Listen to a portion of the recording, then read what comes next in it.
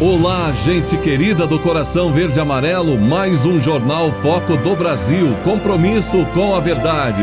É sempre muito bom saber de qual lugar maravilhoso do Brasil, de norte a sul, leste a oeste, qual o seu estado, o seu lugar, ou então no mundo, onde você está assistindo essa edição do Jornal Foco do Brasil. Conte pra gente, deixe seu comentário e sua opinião e participe aí do chat ao vivo.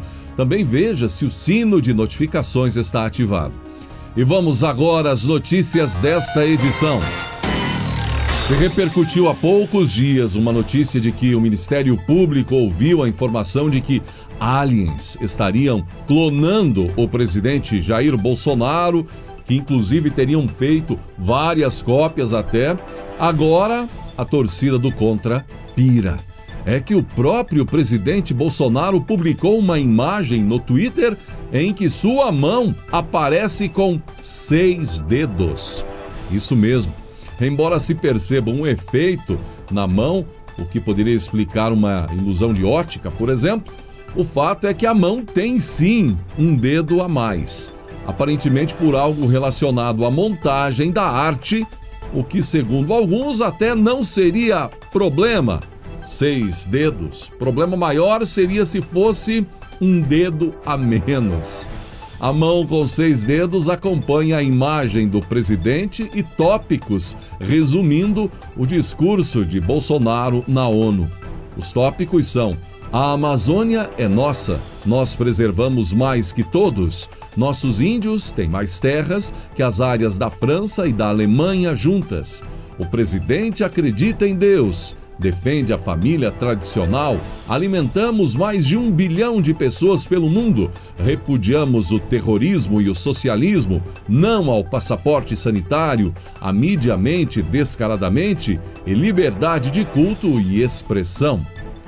Como vimos, a mão com um dedo a mais pode também ser um truque para que a informação repercuta com maior intensidade e os destaques das declarações do presidente na ONU alcancem mais pessoas. E falando em discurso na ONU, o discurso do presidente Jair Bolsonaro chamou de fato a atenção de muita gente. Inclusive, Bolsonaro alcançou o 2º lugar nas buscas em todo o mundo no Google. Mas embora o elevado interesse do discurso atual do presidente brasileiro não teria desbancado o discurso de outro presidente ou uma presidente, Dilma Rousseff, que em 2015, por conta de um trecho que voltou a ser lembrado agora, foi destacado o discurso dela na ONU, onde lançou a ideia de estocar vento. Lembra? Virou meme. Tecnologia que, embora já tenha aí muitos anos já tenham se passado, não é? Ainda não foi alcançada. Embora alguns apresentem até controvérsias de que sim, alguns já estocam vento e faz tempo. Até agora, a energia hidrelétrica é a mais barata, em termos do que ela dura, da sua manutenção e também pelo fato da água ser gratuita. E da gente poder estocar. O vento podia ser isso também, mas você não conseguiu ainda tecnologia para estocar vento. Então, se a contribuição dos outros países, vamos supor que seja desenvolver uma tecnologia que seja capaz de, na eólica, estocar, ter uma forma de você estocar, porque o vento ele é diferente em horas do dia. Então, vamos supor que vente mais à noite. Como é que eu faria para estocar isso? Hoje, nós usamos as linhas de transmissão. Você joga de lá para cá, de lá para lá, para poder capturar isso. Mas se tiver uma tecnologia desenvolvida nessa área, todos nós nos beneficiaremos, o mundo inteiro. A notícia que ganhou ampla repercussão nesta quarta-feira foi anunciada no dia anterior, a de que o ministro da Saúde, Marcelo Queiroga, testou positivo para a Covid-19. Como sabemos, Queiroga fez parte da comitiva do presidente Jair Bolsonaro, que esteve em Nova York, nos Estados Unidos, para a 76ª Assembleia Geral das Nações Unidas. O ministro disse que ficará em quarentena nos Estados Unidos, seguindo todos os protocolos de segurança sanitária. Enquanto isso, o Ministério da Saúde seguirá firme nas ações de enfrentamento à pandemia no Brasil, escreveu Queiroga no Twitter. Em nota, a Secretaria Especial de Comunicação Social, SECOM, informou que os demais integrantes da comitiva realizaram um exame e testaram negativo para a doença e que o ministro passa bem. Bolsonaro e o restante da comitiva embarcaram na noite desta terça-feira, dia 21, para o Brasil, onde chegaram nesta quarta, por volta de 7 horas da manhã. E após ficar assintomático na terça, embora o teste tenha dado positivo, o ministro Queiroga passou a apresentar sintomas leves da Covid-19 nesta quarta-feira. Teria apresentado estado febril e precisou inclusive ser medicado. Por conta do teste positivo para a Covid-19 do ministro Marcelo Queiroga, a rotina do presidente Jair Bolsonaro sofreu alterações. É que a Agência Nacional de Vigilância Sanitária, Anvisa, recomendou isolamento aos integrantes da comitiva presidencial que estiveram em Nova York. De acordo com o Palácio do Planalto, Bolsonaro e todo o restante da comitiva se submeteram, como falamos, a testes para a Covid que deram negativo. E, mesmo assim, devem tomar todas as precauções ora adiante. O presidente desembarcou na base aérea de Brasília, ali por volta das 7 horas da manhã, gente, e seguiu no comboio presidencial para o Palácio da Alvorada. E ainda das repercussões do discurso do presidente Jair Bolsonaro, a participação na ONU. O vice-presidente Hamilton Mourão comentou nesta quarta-feira. Para ele, a fala de Bolsonaro é reflexo de tudo aquilo que o governo federal vem desempenhando ao longo do mandato. O presidente apresentou, dentro da nossa visão, a visão do nosso governo, a situação que o Brasil vive. Acho que ele não foi muito a fundo em questões globais, disse Mourão a jornalistas ao chegar no Palácio do Planalto. Eu acho que o discurso da ONU é uma peça só. É que vem sendo dado muito destaque a isso por causa, vamos dizer, da forma como o nosso governo atua. Mas, na realidade, a imagem do Brasil é um processo contínuo. Tem aquela questão de números aí que sempre há uma contestação. Mas a realidade é que nos últimos meses houve essa tendência bem grande de diminuição do desmatamento, independente do que ocorreu nos 2 anos anteriores, que a gente não nega que houve um aumento, completou Mourão. E uma TV da Globo foi invadida e assaltada, é isso?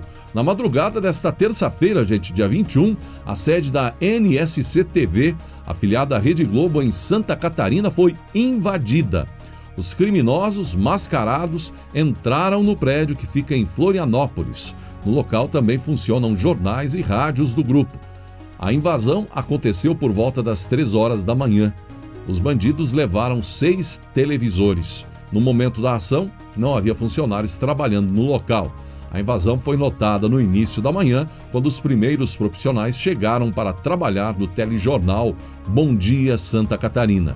A emissora disse que não foi possível identificar de que forma os criminosos conseguiram acessar o prédio. A invasão à TV da Globo teria ocorrido por meio de uma entrada lateral do edifício. Os pequenos protestos contra o presidente Jair Bolsonaro durante sua estadia em Nova York, nos Estados Unidos, por ocasião da 76ª Assembleia Geral da ONU, não é? Teriam sido organizados pelo grupo 342 Artes, comandado por Paula Lavigne, esposa do cantor Caetano Veloso. A informação é do portal O Antagonista.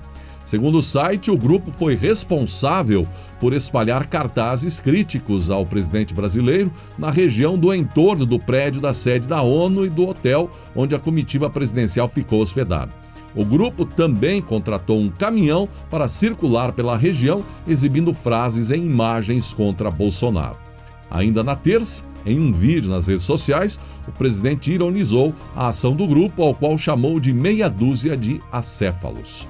Olha só, tem aproximadamente 10 pessoas aqui fazendo um escarcéu. As pessoas estão fora de si. Logicamente, a imprensa brasileira vai dizer que houve uma manifestação enorme contra mim aqui em Nova York, postou Bolsonaro. O presidente seguiu com críticas e disse que havia mais gente da imprensa do que manifestantes no local.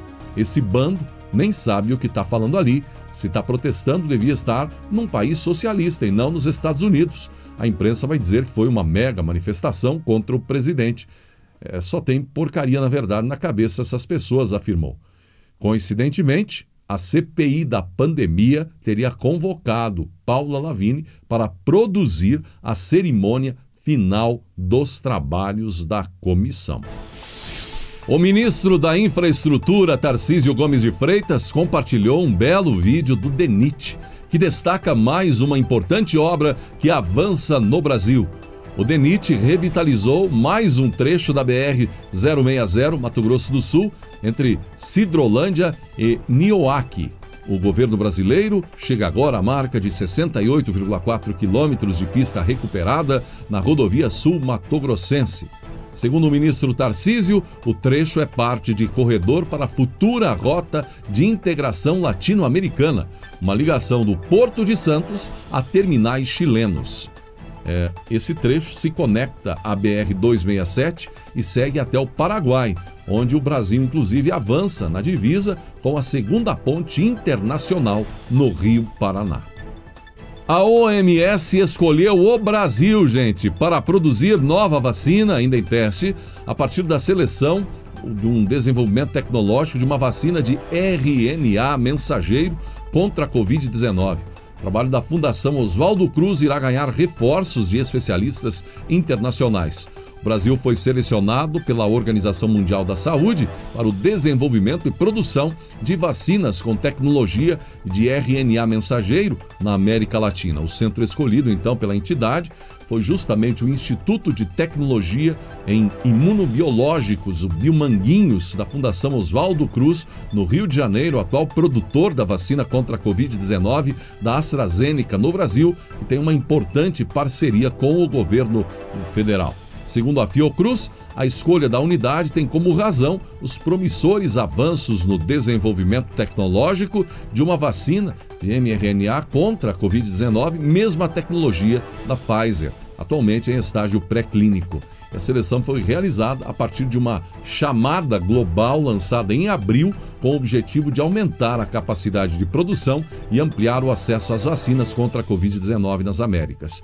De acordo com a OMS, a Fiocruz foi escolhida por sua longa tradição na produção de vacinas, pelos avanços apresentados para o desenvolvimento da candidata à vacina. Tá aí, embora a imprensa extremista critique isso e aquilo, o governo, enfim, o Brasil vai se tornando exemplo mundial, tanto a respeito da campanha de vacinação, quanto a respeito da produção com alta tecnologia, envolvendo aí, neste caso, a Fiocruz, sendo até participante desse trabalho junto à Organização Mundial da Saúde, devido ao processo tecnológico envolvido e destacado aqui em nosso país pela Fiocruz. Um ultimato em Sérgio Moro para que decida o que quer da vida será dado por políticos que desejam ele como candidato. E assim, o ex-juiz vai para o tudo ou nada. Ele terá que decidir se vira político ou não para 2022. Ele retorna ao Brasil para encontros agora, vai conversar com políticos, sobretudo políticos paranaenses, nos próximos dias, tentando vislumbrar suas possibilidades para o próximo ano.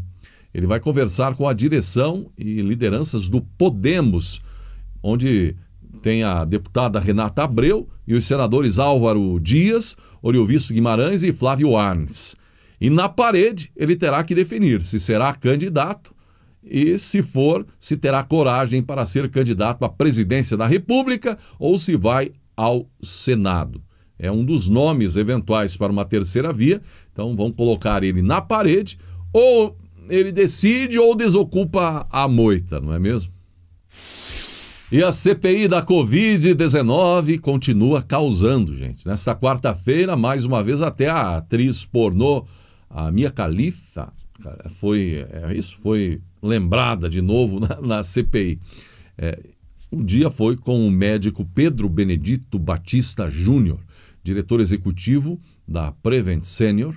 Ele afirmou que ex-médicos da empresa alteraram informações sobre acompanhamento de pacientes. A organização está recebendo acusações de um grupo aí de médicos, envolvendo até uma espécie de dossiê a respeito dos trabalhos, sobretudo no ano passado, envolvendo a rede.